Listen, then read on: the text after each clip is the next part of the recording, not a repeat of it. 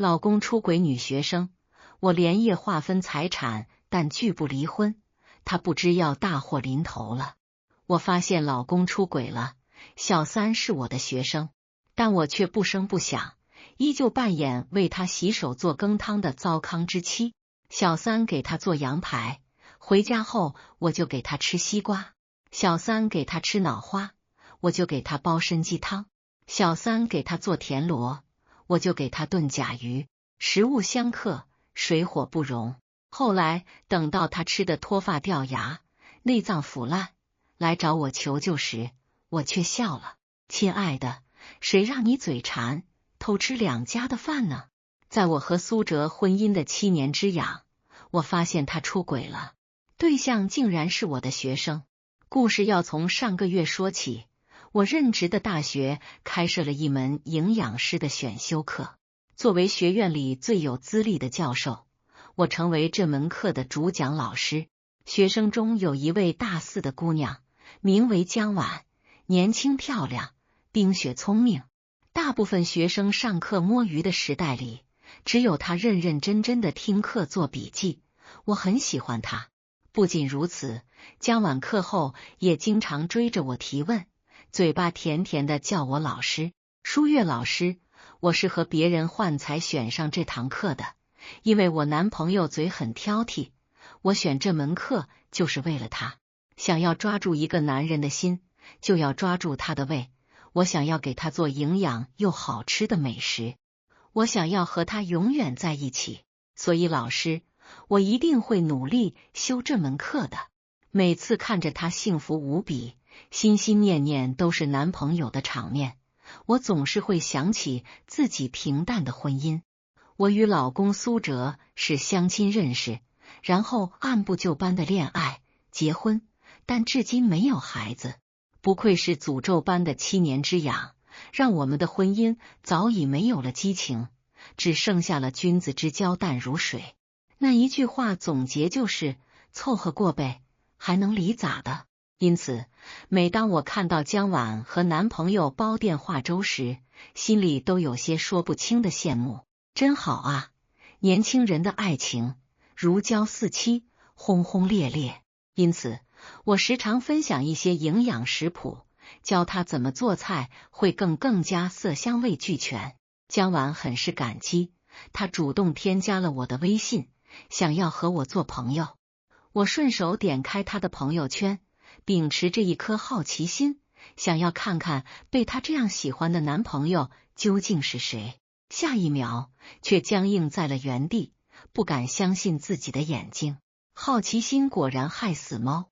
我颤抖着点开江婉发布的最新的一条朋友圈，点开那张照片，就在几秒钟的 LINE 图里，和他酒店如胶似漆、热情拥吻的那个人，亲密的姿势，暧昧的笑容，熟悉的侧脸，不是旁人，正是我的老公苏哲。他出轨了，而且出轨了我的学生。如果这是一场噩梦，我希望自己能够瞬间惊醒，但很遗憾，我感觉自己浑身都在颤抖。深呼吸一口气，我攥紧了手机，继续往下翻阅。江婉是个喜欢记录生活的女孩，在恋爱中更是10条有8条都是男朋友，因此我轻而易举地看到了各种各样的她和我老公的恋爱日常。11月，他们去了长白山滑雪，江婉穿着粉粉嫩嫩的滑雪服，被我老公抱在怀里热吻。而那天他告诉我，他要去东北出长差，要1周才能回来。2月，他们去了大理洱海，2个人穿着情侣装，在小湖上泛舟，好不唯美惬意。而那天正是我的生日，他忘得一干二净，最后只发了个语音条敷衍我。江婉的朋友圈很多，更多的恋爱日常历历在目。她宛如一个沉浸在幸福中的小女孩，向全世界炫耀自己贴心的恋人。当她为他做一大桌子的菜肴时，会被苏哲当心肝宝贝似的抱起来亲吻。当他切菜不小心弄伤了手，对方会心疼的含在嘴里，来土里的那声小笨蛋深情款款，那样温柔多情体贴的苏辙，我竟然一次都没有见过，一次都没有。我逐条翻阅，只觉得心里疼得发慌，最后苦笑着关上了手机。和苏辙结婚7年，虽说早已没了激情，但我也努力成为一个贤惠的妻子。即便身为高知人士，每日也心疼他工作辛苦，洗手做羹汤，可真是可笑。我低头看了看自己粗糙的手指，遍布着被菜刀切伤的旧疤，被热油喷溅的痕迹。是我的菜做的不好吃吗？不，我摇了摇头，不对的，不是菜，而是我这个人。色衰而爱弛，我早就在苏辙心里成了一个可有可无的糟糠之妻。我长叹一口气，心头又酸又胀。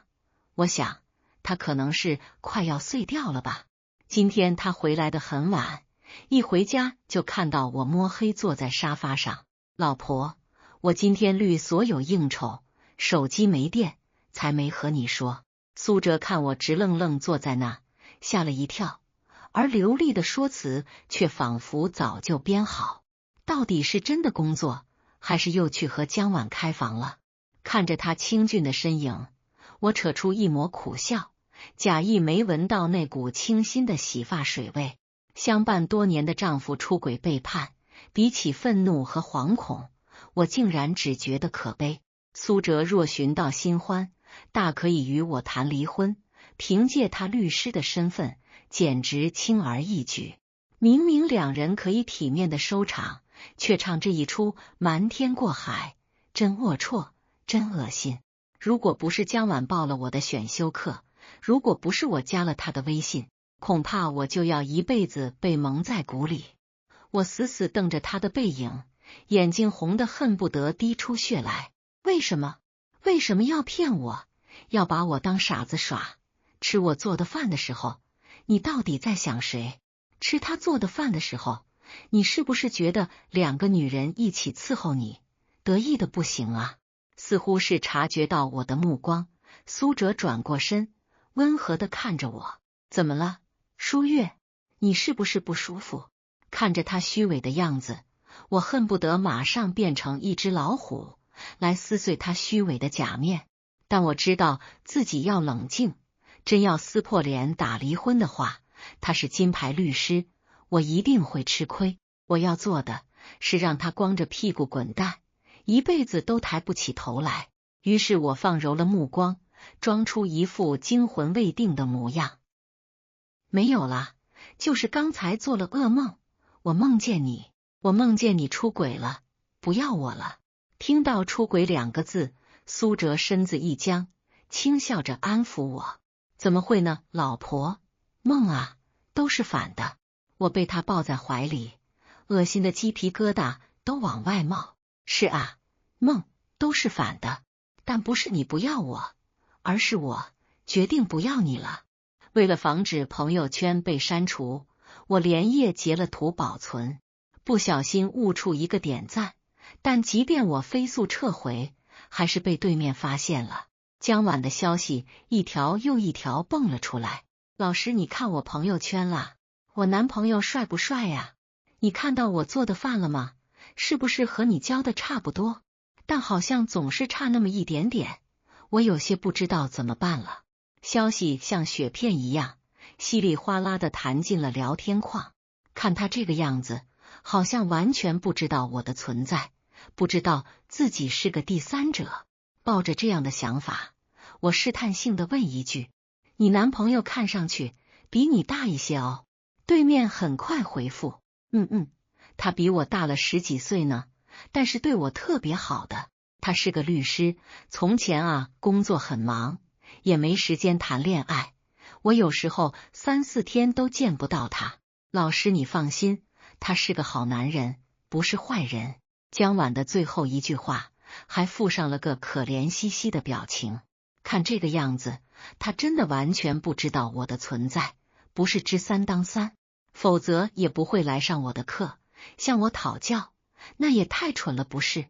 傻傻的小姑娘，就这么被苏哲骗色又骗情，最后必然是竹篮打水一场空。我不可怜他，但也不准备收拾他。毕竟感情总是一场赌局，一个受害者不应该加害另一个受害者。既然如此，小江晚就来配合老师唱一出大戏吧。沉默片刻，我笑了笑，继续打字回复：我知道。你刚才说自己的做的菜，他还是不喜欢吃是吗？我点开他最新发的那张晒晚餐的朋友圈，时间就是昨天晚上。江晚做了香菜牛肉、糖醋排骨和黄豆猪脚汤，都是迎合着苏哲的喜好。但我为他做了这么多年的饭，早就把他惯得挑剔不已，吹毛求疵。只要一点点没有做好，在这个贱男人心里就是大打折扣。我知道他的口味，也了解他的偏好，同时也知道怎么才能以此置他于死地。没关系，老师手把手教你，必定让他流连忘返，爱上你的手艺。俗话说得好，抓住一个男人的心，首先要抓住一个男人的胃。那杀死一个男人，也可以先捏紧他的胃。江晚，我只有一个条件，不要告诉他是我教你做饭哦，不然就没有惊喜了。好呀好呀，看着屏幕上秒回的消息，我笑了。第二天，我在咖啡馆约见了江晚，从他口中了解到，他和苏哲在外租了房子，每顿午饭他都会在那里吃。还是我厨艺不精，明哲有时候吃几口就不吃了。老师，我真的好苦恼啊！看着眼前小姑娘发愁的目光，我心里却早已预见结局，只觉得可悲。没关系啊，小婉。我笑了笑，没心思去安慰她，只拿出一本自制的菜谱，里面无论是食材种类、调料比例都写得一清二楚。这是老师多年来亲手设计的菜谱，谁吃了都说好。我现在把它送给你怎么样？江晚惊喜地接过菜谱，兴致盎然地翻阅着。我默然看着他兴奋的模样，心里复仇的火焰四处乱跳。他哪里又知道，这是我连夜准备的杀人菜谱。五行之间相生相克，食物之间亦有相克之道。古今中外，不知多少人死在这里。那本菜谱表面上没有问题，甚至还营养均衡，但这只是上策。我让江晚按照菜谱上的日期做饭，只有这样就能完全掌握苏哲的饮食。戏台子搭好了，等到他晚上回家吃饭，才到了我的主场。自那天开始，我便与江晚每日保持着电话联系，按照我的菜谱教他做饭。在我的指导之下，他的厨艺突飞猛进，因此我经常能透过电话，总能隐隐约约听见苏哲的声音。自然，他都是骗我去和当事人应酬去了。嘿嘿，老师，多亏了你。我男朋友最近总是夸我做饭好吃，他每次都吃得特别香，我们现在特别恩爱呀。电话另一端，我笑了笑，眼中晦暗。是吗？那你可要让他吃饱了还兜着走。哈哈哈，老师你真会开玩笑。我才没有开玩笑。江晚为他做了枸杞羊排，回家后我就给炖一锅西瓜莲子羹，这会伤他的元气，整日精神萎靡。不过一周，法院里一向胜率颇高的苏哲，就连输了2个案子，被上司骂得狗血淋头。江晚给他吃炭烤脑花，我就给他煲白餐乌鸡汤。这2样东西放在一起，会损伤他的肾气，腰酸背痛，房事不利。果不其然，那段日子他整天唉声叹气，脸色蜡黄。老师，你有没有治疗早泄的药膳呀？我男朋友最近有一点那个。江晚也不好意思的来找我，我微微一笑，在屏幕里打出几个字：吃什么补什么。你翻开下一页就是答案。于是江晚又给他做起了火爆羊腰、辣炒牛鞭、我不动声色，当天晚上我就给他做茯苓老鸭汤。怎么说呢？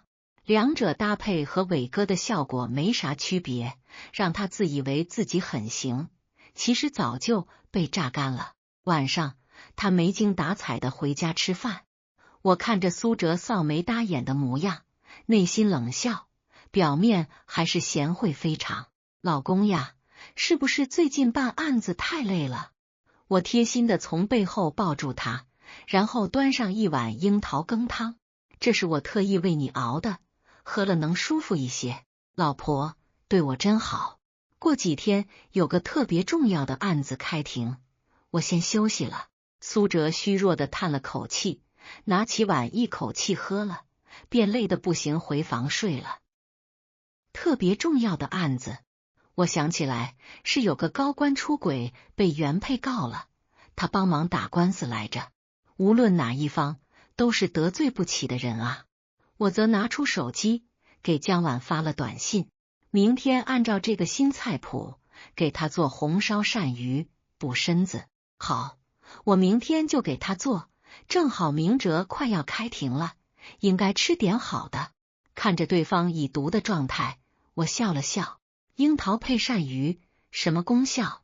你们就瞧好吧。开庭那天，我乔装打扮坐在了旁听席的最后，一进门就看见江晚坐在了第一排，满脸崇拜的看着法庭上发言的苏哲。站在律师席上的他，西装革履，不说话时温和冷峻。当初就是凭借这样一副斯文的皮囊，将我迷惑住了，误以为是可以托付终身的人。想来也是凭着相同的招数，惹得这个未经人事的小姑娘的崇拜了吧。我冷眼瞧着江晚一副小女人的模样，心想你趁现在赶紧笑吧，待会儿你就会亲眼目睹她此生最糗的模样了。这场案子是本市政府的一位高官偷情了自己的秘书，高官的原配也是有权有势的，一怒之下将他告上了法庭。原配夫人的律师正是政法圈里在离婚诉讼号称战无不胜的苏哲。可以说这场官司打好了，上头必然有人提拔，可若是出了一点点岔子，那可就有好戏看了。不过说来也真是讽刺，出轨男对打出轨男，真是狗咬狗一嘴毛。我抱着肩膀看着法庭上的苏哲侃侃而谈，只见他的脸色从镇定自若，很快就变得脸色苍白，冒着虚汗，仿佛竭力忍耐着什么。平日里振振有词的辩论环节，此刻也丢此失彼，词不达意，被对方的辩护律师抓住了好几个错漏，原本站立的局势变成一边倒，场面一度十分尴尬。我知道是因为那两样东西在他胃里起反应了。5、4、3，我坐在台下看着他的窘样，在心里默默倒数几个数。当数到1的时候，法庭里忽然爆发出一声尖叫。当法庭里那声撕心裂肺的尖叫骤然响起，仿若一道惊雷在这庄严肃穆的空间炸开，所有人的目光瞬间如探照灯般齐刷刷聚焦到了苏哲身上。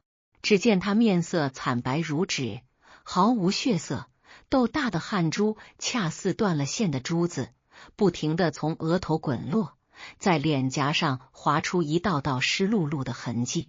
他的身体不受控制的剧烈颤抖着，仿佛置身于冰窖之中，双手仿若钳子一般死死捂住腹部，指关节因用力而泛白，嘴里发出痛苦不堪的呻吟，那声音仿佛是从灵魂深处挤出来的，充满了无尽的痛楚与绝望。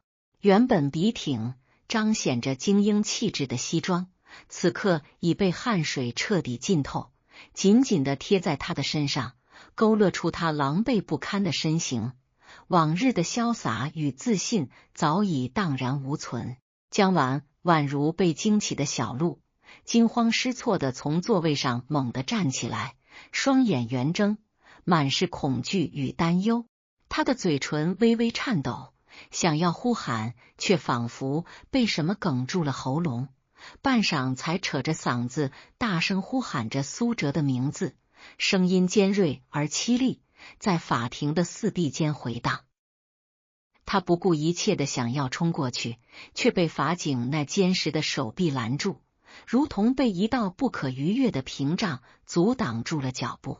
他的身体因为挣扎而微微前倾，脸上满是泪痕，泪水肆意流淌，将精心化的妆容冲得斑驳不堪。而我隐匿在旁听席最不起眼的角落，周身被阴影笼罩，仿若一只蛰伏的黑豹。我戴着墨镜，镜片后的双眼冷漠地注视着这一切，嘴角勾起一抹不易察觉的冷笑。这场精心筹备，犹如戏剧般的复仇大戏，终于在这一刻迎来了最高潮。那些曾经被背叛的痛苦，被欺骗的愤怒，都在这一瞬间找到了宣泄的出口。我心中默念：苏辙，这只是你噩梦的开始。苏辙在众目睽睽之下被紧急送往医院，他的同事们呆若木鸡，面面相觑，眼神中满是震惊与疑惑。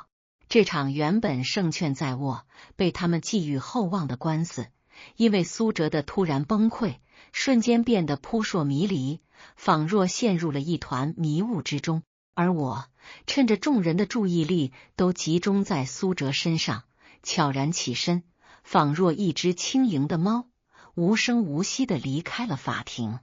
我穿过长长的走廊，高跟鞋敲击地面，发出清脆的声响，在空荡荡的走廊里回荡。走出法庭的大门，阳光洒在身上，却没有带来一丝暖意。我站在台阶上，深吸一口气，心中飞速地盘算着下一步计划。复仇的火焰在心底烧得愈发旺盛。回到家，我径直走向书房，脚步急促而坚定。书房里弥漫着一股淡淡的书香气息，往日这里是我和苏辙共同的宁静天地，如今却满是痛苦的回忆。我坐在书桌前，打开电脑，在通讯录里翻找到私家侦探的联系方式，毫不犹豫地拨通了电话。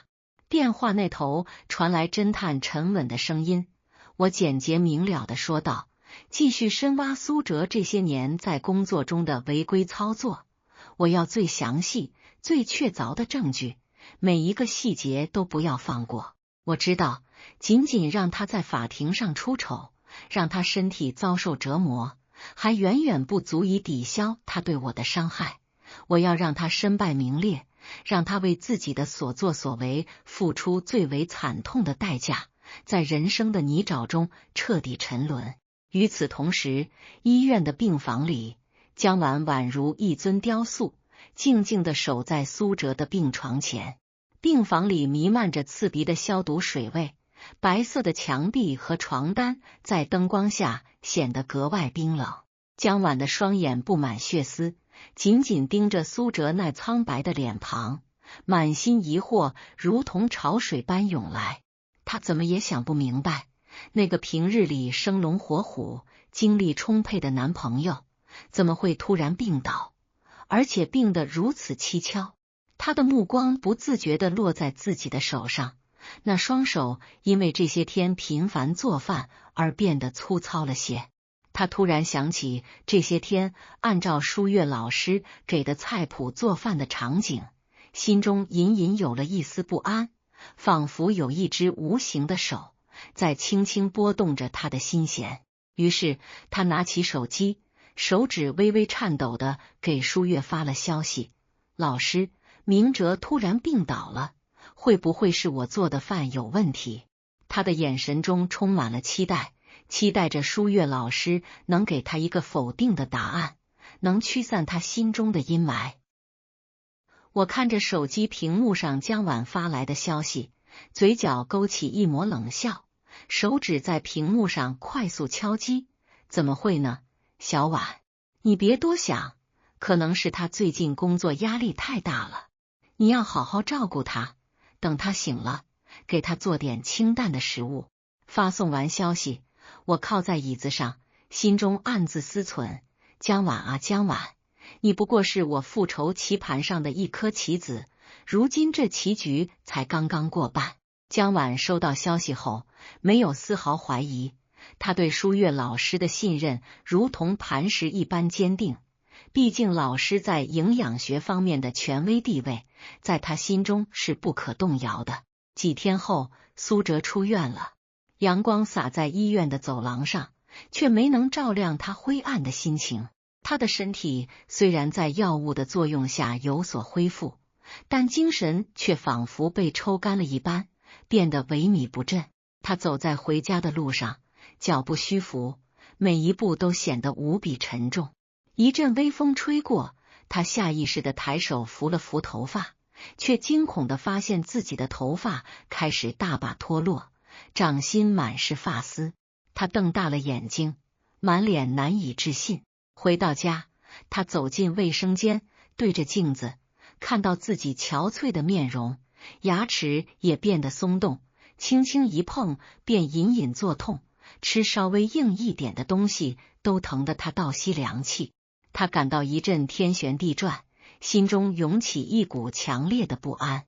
他决定去看医生，希望能从医生那里得到一个合理的解释。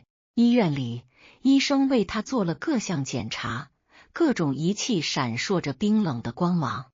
检查结束后，医生皱着眉头，一脸凝重地看着检查报告，无奈地对苏哲说：从检查结果来看，各项指标都显示你的身体机能在短时间内出现了严重衰退，但具体病因我们还需要进一步研究。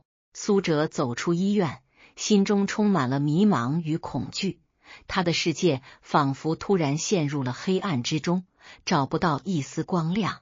苏哲开始怀疑江晚做的食物有问题，心中的怒火如同被点燃的火药桶，瞬间爆发。他回到和江晚一起住的地方，看到江晚正在厨房忙碌，冲过去，一把抓住江晚的肩膀，大声吼道：你最近是不是在饭菜里加了什么东西？为什么我吃了之后身体变成这样？他的双眼通红，如同一只愤怒的野兽。江晚被他突如其来的举动吓得花容失色，手中的锅铲哐当一声掉落在地上，他委屈地哭了起来，泪水夺眶而出，声音带着哭腔说道：我没有，我都是按照舒月老师给的菜谱做的饭，而且老师说这些菜谱都是很有营养的。苏哲听到舒月的名字，心中猛地一震，仿佛一道闪电划过脑海。他突然想起，最近自己的生活中似乎只有舒月和江晚在频繁接触自己的饮食，难道这一切都是舒月的阴谋？这个念头如同种子一般，在他心中迅速生根发芽。苏哲决定回家找舒月问个清楚。他怀着忐忑的心情回到曾经和舒月共同的家，推开门，看到舒月正静静地坐在客厅的沙发上，眼神平静地看着他，那眼神仿佛一潭深不见底的湖水，让他感到一阵莫名的寒意。他深吸一口气，努力压抑着心中的愤怒，缓缓走向舒月。突然，他像是失去了理智，冲过去，双手死死抓住舒月的肩膀，大声吼道：是不是你在背后搞鬼？我的身体变成这样，是不是你干的？他的声音因为愤怒而变得沙哑。我冷冷地看着他，眼神中满是厌恶，用力甩开他的手，一字一顿地说道：苏哲，你终于发现了，没错，这一切都是我做的。你出轨背叛我，还和我的学生搞在一起，你觉得我会轻易放过你吗？你把我对你的信任践踏在脚下，把我们的婚姻当成儿戏，就应该想到会有今天的下场。苏哲愣住了，他的双手无力地垂了下来，脸上满是震惊与懊悔。他没想到舒月早就知道了他的丑事，而且还策划了这一系列环环相扣的报复行动。他愤怒地瞪着舒月，大声说道：“你这个疯子，你这样做是违法的，你会受到法律制裁的。”我仰头大笑，笑得眼泪都快出来了，笑声在空荡荡的客厅里回荡，充满了悲凉与嘲讽。违法？你出轨的时候怎么没想到违法？你欺骗我、伤害我的时候，怎么没想到后果？现在你尝到被背叛、被伤害的滋味了吧？这只是你应得的惩罚，比起你给我带来的痛苦，这又算得了什么？苏哲瘫坐在地上，眼神空洞，他知道自己彻底输了，在这场婚姻的战争中，他一败涂地。但他不甘心就这样失去一切，他还想做最后的挣扎，挽回局面。他抬起头，看着舒月，眼神中带着一丝哀求：“舒月，我们好聚好散吧。我知道错了，我们离婚，财产我可以少分一点，求你放过我吧。”我看着他，眼神里的厌恶愈发浓烈，冷冷地说道：“离婚？你想得太简单了。我不仅不会和你离婚，我还要让你身败名裂。你不是很在乎你的事业吗？你在政法圈里苦心经营的名声，我会让它化为乌有，你将成为人人唾弃的对象。”就在这时，门铃突然响了，清脆的铃声在这剑拔弩张的氛围中显得格外突兀。我起身整理了一下衣服，迈着沉稳的步伐走向门口。打开门，看到江晚站在门口，他的眼神中满是迷茫与困惑，看着苏哲和我，嘴唇微微张开，却不知道该说些什么。苏哲看到江晚，像是溺水的人抓住了救命稻草，急忙说道：“小婉，你来得正好，这个女人疯了，她在报复我们，她给你的菜谱有问题，才害得我变成这样。”江晚看着苏哲，又看看我，眼神中闪过一丝恍然，他的眼眶瞬间红了，泪水在眼眶里打转，对苏哲说：“原来你早就结婚了，你一直在骗我，我还以为你是真心爱我的，我为你付出了这么多，你却这样对我。”苏哲想要解释，伸手想要拉住江晚，江晚却往后退了一步，转身跑开了，他的身影很快消失在楼道的尽头。苏哲彻底绝望了，他瘫倒在地上，双手抱住头，身体微微颤抖。他知道自己失去了江晚，也失去了舒月对他仅存的一点信任，而我看着他落魄的样子，心中没有一丝怜悯。我走到他身边，冷冷地说道：“从你背叛我的那一刻起，你就注定了这个结局，接下来你就等着接受法律的制裁吧。你的人生已经彻底毁了。”没过多久，私家侦探就把苏哲在工作中收受贿赂、违规操作的证据交给了我。那些证据被装在一个厚厚的文件袋里，沉甸甸的，仿佛装满了苏哲的罪恶。我打开文件袋，仔细地翻阅着每一份证据，心中五味杂陈。这些证据将成为我彻底击垮苏哲的致命武器。我将这些证据匿名寄给了他所在的律师事务所和相关监管部门。很快，苏哲就被停职调查。律师事务所里，同事们看着他的眼神充满了鄙夷与唾弃。曾经那个在政法圈里风光无限、备受瞩目的金牌律师，如今成了人人喊打的过街老鼠。他走在街头，人们对他指指点点，他的名声一落千丈，如同坠入了万丈深渊。他的生活陷入了一片黑暗，曾经的荣耀与辉煌都已化为泡影。而我在处理完这一切后，身心俱疲。我看着这个曾经充满回忆的家，如今却只剩下痛苦与悲伤。我决定离开这个伤心的，重新开始。我辞去了大学教授的工作，收拾好行李，带着自己的积蓄，踏上了前往一个陌生城市的旅程。坐在火车上，看着窗外飞速掠过的风景，我的心中感慨万千。那些曾经的痛苦、愤怒、悲伤，都在这一刻渐渐远去。在新的城市里，我租了一间小小的公寓，布置得温馨而舒适。我开始重新找工作，凭借着自己扎实的专业知识，很快在一所新的大学找到了教职。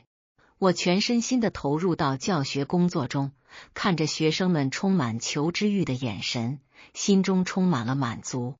我也结识了一些新的朋友，他们善良、真诚，让我感受到了生活的美好。每当我想起苏哲，心中不再有恨，只有一丝淡淡的悲哀。我知道这场婚姻战争，我虽然赢了，但也失去了很多。不过，我相信未来的日子会越来越好，因为我终于找回了属于自己的自由和尊严。在新的城市里，我将开启一段全新的人生旅程，让那些痛苦的过去成为我人生中一段难忘的回忆，激励着我更加珍惜现在的生活。时光悠悠流转，在新城市的生活逐渐步入正轨。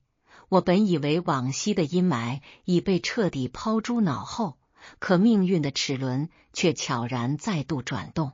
一日，我像往常一样在校园里漫步，阳光透过枝叶的缝隙洒下，形成一片片斑驳的光影。手机铃声突然响起，一个陌生号码映入眼帘。我犹豫了一下，还是接起了电话。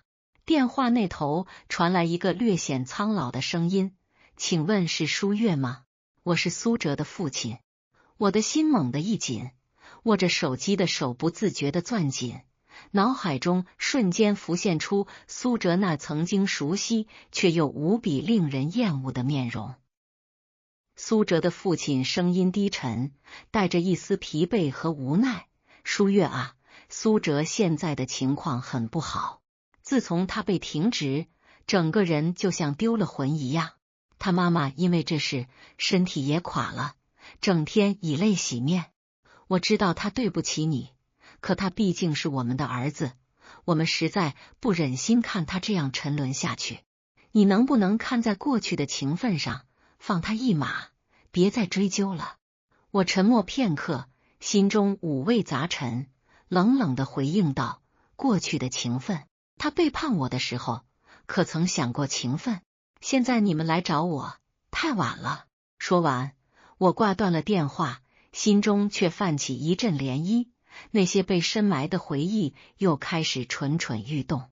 与此同时，姜婉也在努力走出那段被欺骗的感情阴影。他重新审视自己的生活，决定专注于学业，为未来打拼。然而，命运似乎总爱捉弄人。在一次校园活动中，他偶然遇到了苏哲的一个朋友。对方看到他，眼神中闪过一丝复杂的神色，犹豫再三，还是对他说：“姜婉，其实苏哲他并不是像你想的那样一无是处。他最近真的很痛苦，每天借酒消愁，嘴里念叨的都是你的名字。”姜婉心中一颤，他以为自己早已放下，可听到这些话，心中还是泛起了一丝波澜。他摇了摇头，试图摆脱这些思绪，坚定地说：“他的痛苦是他自己造成的，与我无关。我已经决定放下过去，重新开始。”而苏哲在被停职后的日子里，生活陷入了无尽的黑暗。他整天把自己关在房间里，看着曾经辉煌的照片，心中满是悔恨。酒精成了他逃避现实的唯一方式，他常常喝得酩酊大醉，嘴里喃喃自语：“舒月，我错了，你回来吧。小婉，是我对不起你。”他的精神状态越来越差，身体也每况愈下，曾经的意气风发已荡然无存，只剩下一个被生活彻底击垮的落魄之人。一天深夜，苏哲独自一人走在街头，路灯昏黄的光拉长他孤独的身影。突然，几个小混混模样的人拦住了他的去路。其中一个染着黄发的小混混嘲笑道：“哟，这不是那个出轨的大律师吗？现在怎么这么落魄啊？”苏哲试图躲开，却被他们围了起来。一阵拳打脚踢过后，苏哲倒在地上，嘴角流着血，眼神中充满了绝望。他望着夜空，泪水模糊了双眼。他知道这一切都是他咎由自取。在新城市安定下来的我，虽然表面上生活平静，但内心深处还是时常会被一些莫名的情绪困扰。我开始尝试参加一些心理咨询课程，试图彻底治愈内心的创伤。在课程中，我结识了一位心理学专家林教授，他察觉到我内心的痛苦，经常与我交流，给予我很多建议和鼓励。在他的引导下，我逐渐明白，真正的放下不是忘记，而是能够坦然面对过去。江晚在学业上取得了很大的进步，他的努力和才华得到了老师们的认可。然而，一次偶然的机会，他在图书馆查阅资料时，再次遇到了苏哲。苏哲看到他，眼中闪过一丝光亮，想要走上前去，却又犹豫了。江晚看到他憔悴的模样，心中一阵刺痛，但他还是强忍着情绪，转身离开了。苏哲望着他的背影，心中满是懊悔和无奈。他知道自己已经永远失去了他。随着时间的推移，苏哲所在律师事务所的调查结果逐渐浮出水面。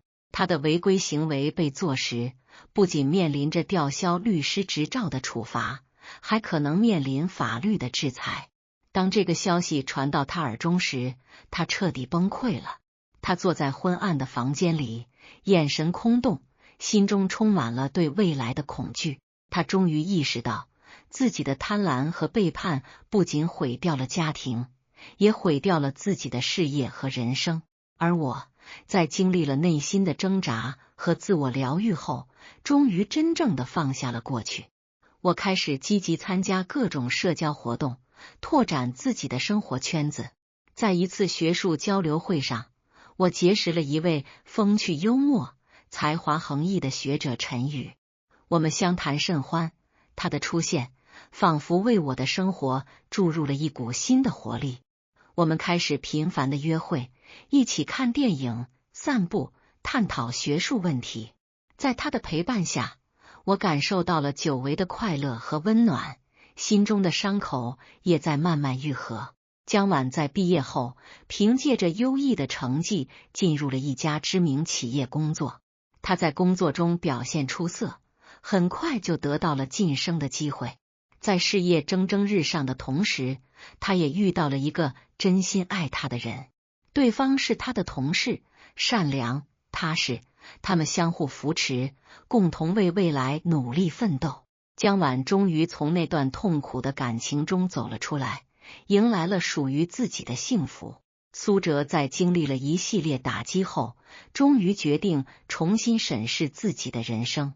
他主动联系了我，希望能得到我的原谅。我们在一家咖啡馆见面，他看着我，眼中满是愧疚。舒月，我知道我犯下了不可饶恕的错误，这些日子我一直在反思自己。我不求你能马上原谅我，只是希望你能知道，我真的后悔了。我看着他沧桑的面容，心中已没有了愤怒，平静地说，过去的已经过去，我希望你能好好生活，重新做人。从咖啡馆出来，我深吸一口气，阳光洒在身上，温暖而舒适。我知道，这段充满波折的婚姻故事终于画上了句号。我和江晚都迎来了新的生活，而苏哲也踏上了自我救赎的道路。未来的日子还很长，我们都将带着各自的经历，勇敢的前行。